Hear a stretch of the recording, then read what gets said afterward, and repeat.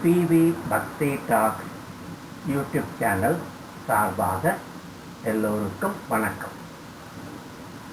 சுமார் 60 ஆண்டுகளுக்கு முன்னால் ஒரு ஐப்பசி மாதம் அனுஷ நட்சத்திரம், பிரம்மஸ்ரீ பிரதோஷம், அது மட்டுமல்ல 63 நாயன்மார்களில் ஒருவரான ஸ்ரீ பூசலார் நாயன்மாரின் ஜெயந்தி தினம்.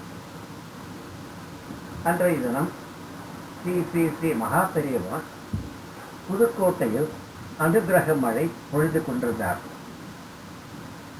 அப்பொழுது ஒரு பள்ளிக்கூடத்தின் உரிமையாளர் ஸ்ரீ பெரியவாளை பார்த்து நமஸ்காரம் செய்தார்.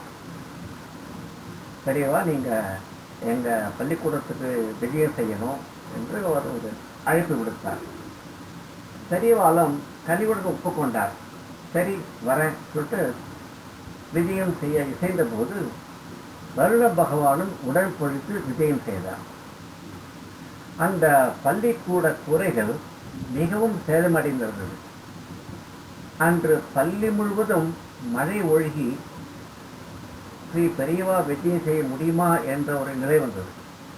ஆனால் சற்றும் தலைக்காமல் அந்த இடங்களுக்கு நடுவே ஸ்ரீ பெரியவா விஜயம் செய்தார்.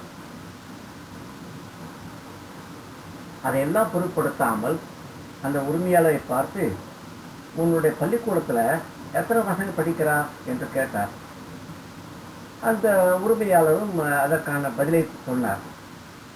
அப்படியா, அதோட கூட இன்னும் 3 பேர் படிக்கிறா போல இருக்கே என்று மகா பெரியவாவுடைய அந்த ஒரு சிறப்பான குறும்பான பேச்சோடு கலந்த வார்த்தைகள் வந்தன.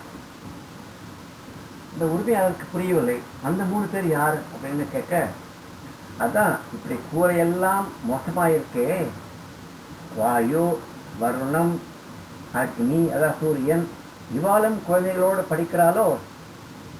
இப்படி பள்ளி கட்டடம் மோசமாக உள்ளதை ஆட்சியமாக குறிப்பிட்டார் பெரியவா. விஜயம் செய்து அவர் சக்கரமணத்துக்கு வந்துவிட்டார். ஆனால் ஸ்ரீ பெரியவாளின் கருணை வெறும் குறும்பான வார்த்தைகளோடு நிற்காமல் பள்ளி நிர்வாகத்திற்கு அன்றைய காலகட்டத்தில் ஒரு அன்பர் ஒரு பெரிய தொகையை காசோலையாக கொடுத்தார். கொடுத்து இது ஸ்ரீ பெரியவா கூறியபடி அனுப்புவதாக குறிப்பிட்டு வந்து சேர்ந்தது. அந்த தொகையை கொண்டு பள்ளி கட்டடத்தை பழுது பார்க்க மிகவும் போதுமானதாக இருந்ததா. ஆக ஸ்ரீ ஸ்ரீ ஸ்ரீ மகா பெரியவாளின் காருண்ய மழை சம்பவம் எப்படி சிறப்பாக இருக்கிறது, கேட்டாலே உடம்பெல்லாம் புல்லரிக்கிறது. ஹர ஹர சங்கர, ஜெய ஜெய சங்கர.